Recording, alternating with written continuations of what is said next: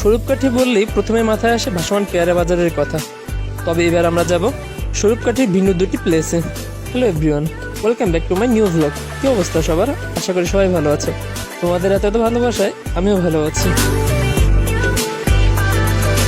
আজকের এই ব্লগে স্বরূপকাঠি বিসিক শিল্পনগরী সহ এই অঞ্চলের সুন্দর সুন্দর নার্সারিগুলো ঘুরে দেখব। তো চলো ব্লগটা শুরু করি।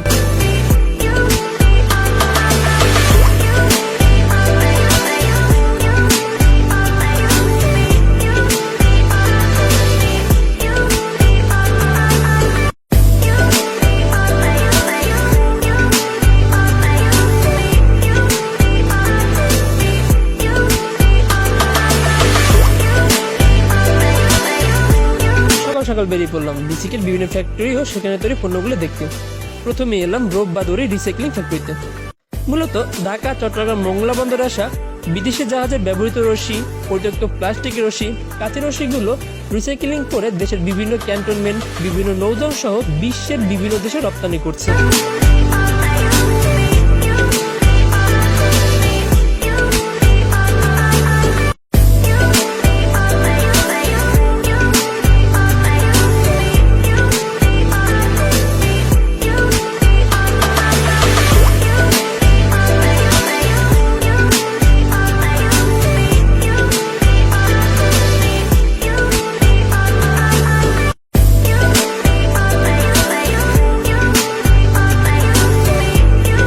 এখন আমরা যাব ববিন ও কুঠারের হাতল তৈরি ফ্যাক্টরিতে। একটু বলে দিই, এই যে ববিনগুলো দেখছো, এগুলোতে সুতো পেঁচিয়ে পেঁচিয়ে তাঁতের পোশাক তৈরি করা হয়।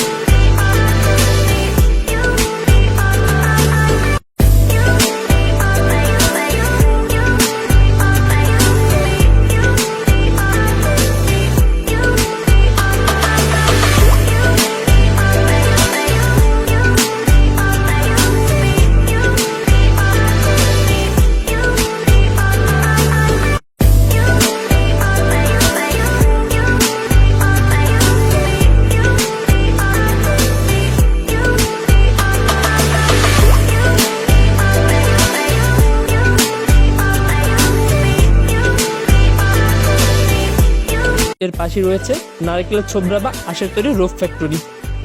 স্থানীয় ভাষায় যা কাতার দড়ি নামেই পরিচিত।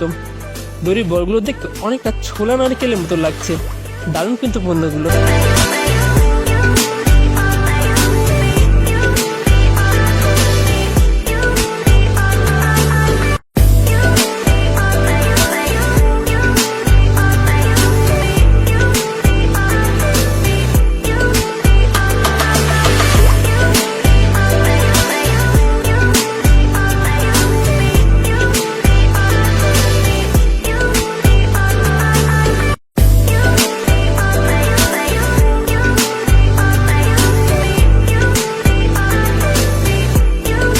এটা হচ্ছে ক্রিকেটের স্টাম্প তৈরি ফ্যাক্টরি।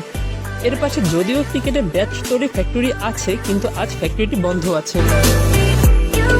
এর ঠিক পরে রয়েছে নারকেলের ছোবড়া থেকে তৈরি গুঁড়া, যা গাছের সার হিসেবে ব্যবহার করা হয়।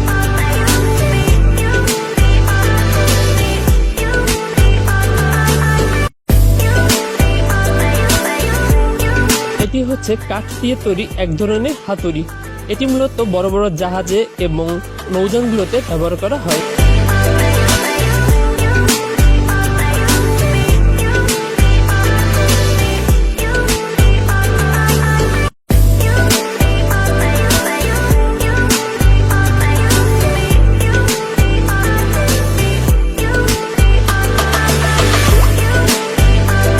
এছাড়াও রয়েছে ক্যারাম বোর্ড ফ্যাক্টরি, ওষুধ ফ্যাক্টরি সহ আরও অসংখ্য ফ্যাক্টরি।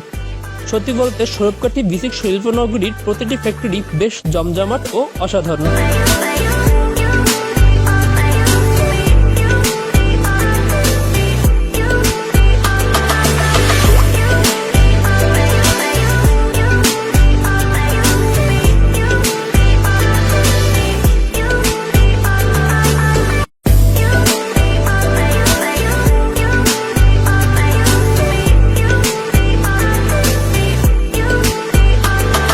আমরা অফ্রন্ত অক্সিজেন নিতে ফুলের রাজ্যে যাব।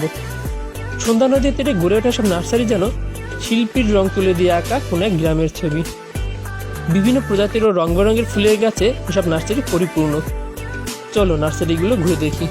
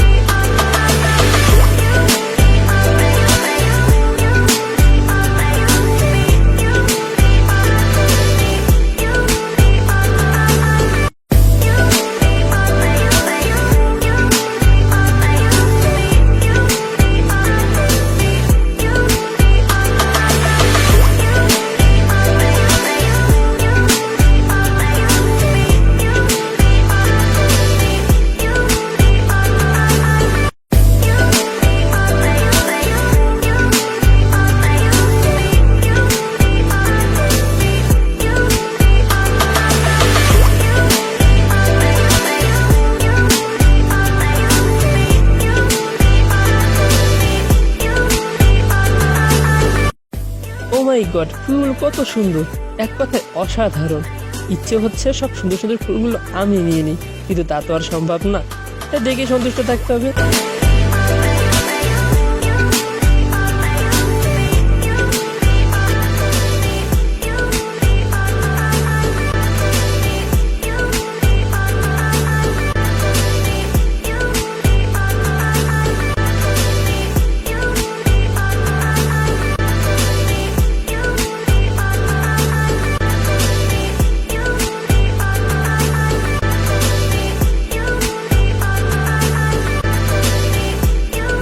সত্যি বলতে কি জানো, এমন সব পরিবেশে এলে মানসিক শান্তি ও আত্মতৃপ্তি দুটোই একসাথে পাওয়া যায়।